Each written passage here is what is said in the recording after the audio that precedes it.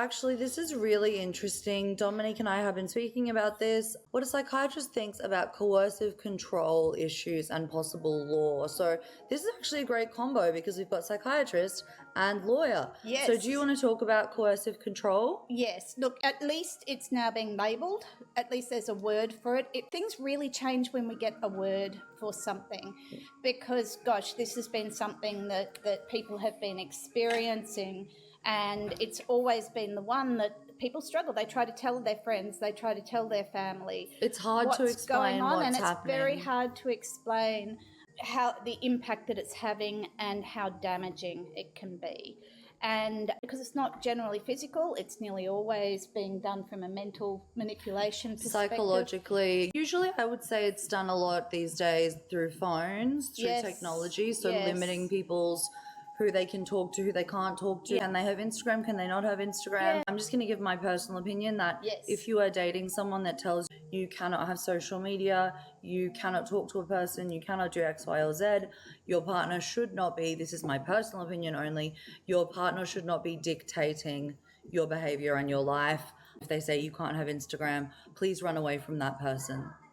That is the red flag of coercive control. And look, that's a big part of it. Pick it early. If somebody's exercising coercive control early on in the relationship, it is not going to go away. It is just going to get worse. It's also one of the biggest predictors for physical abuse as well. So coercive control may start with little things like, I don't really like your friend Sarah. I don't really think you should hang out with Sarah. Sarah's about influence.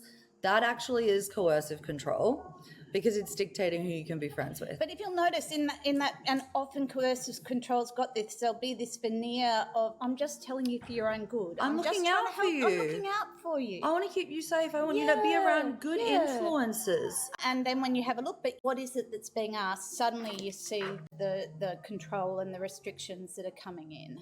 And run, that is stalking. That is not a partner. Please run from that person.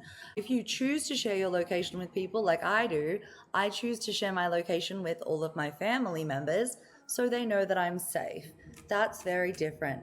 If you're in a romantic relationship and your romantic partner says, I need you to share your location with me so I can see where you are all the time, run. That's coercive control. That is abuse. That is unacceptable. I'm saying this as my personal opinion. And Brooke, I'm so proud of you. You can talk more about recovery and being gentle. If you've experienced an abusive relationship, coercive control is abuse. What would you tell women who've been through this, or men who've been through this, about healing? So you're absolutely, you want to be kind and gentle with yourself. You're wanting to I'll be 1 second, the guys. intensity of the impact that it has on your sense of self and, you know, your sense of your reality. Because it's, you know, the techniques that are used can really make you doubt yourself, but believe your body. One of the things that understanding, you know, your body's going to be telling you, even when somebody's trying to present as that it's not being controlling. But when you get out, absolutely kind of like... This is a safe space for male. It's absolutely, it's a safe space for all victims. Just because you're a male, it doesn't make you any less of a victim. Absolutely. Keep going, Dom. Yeah, so it's about the mental side of things. It's also about the physical side of things, about letting your nervous system reset. It's going to take it some time. It might actually need mechanisms to try and help move the physical charge out of your muscles and all of the parts of your body that have been holding that tension for that long. Different techniques for different people. For some it might be running, for some people it might be boxing, anything, dance.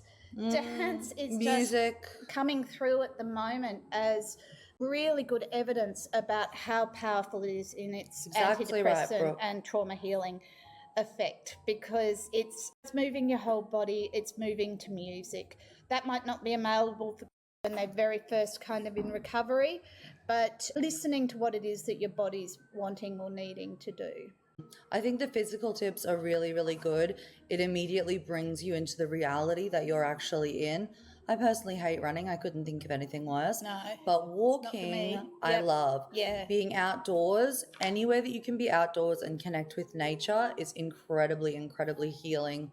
Reset that nervous system, walk barefoot, have those feet on the grass, ground yourself. And label what's going on. You know, acknowledging that, of course, your nervous system, it's been sitting there trying to protect you through all that time, and now it's going to need some TLC to be able to kind of stand down and recover. So not seeing what's going on as being broken or disordered, it's actually your nervous system doing exactly what nervous systems do, which Exactly. is take that time to reset back into kind of break that cycle within the fight flight. Just be kind to yourself. You're not broken. Be gentle with yourself. And I think labeling it, even though the word label has become a little bit toxic, how do I repay my nervous system for all the times it saved me? Keep listening to it. Keep listening to your nervous system. That's the biggest thing. Actually, I've got a book that I love my books. It's definitely part of my Dominique special is interest. the best read woman I've ever met, best read human I've ever met. So this is Wild Creature Mind by Steve Biddulph. It came out this year. I'll just kind of comment with any of the books that I recommend or any of the resources I recommend. This isn't some kind of commercial thing or anything that we're getting. Dominique and I don't get paid to do this No. at all. We don't get paid. We do this because we're so passionate about improving mental health Yes. and spreading awareness about neurodiversity, how to be kind to your own brain. That's why we're called neurokind. But we don't make so we have serious clinical and both lived experience. So just a little intro if you're just meeting us for the first time.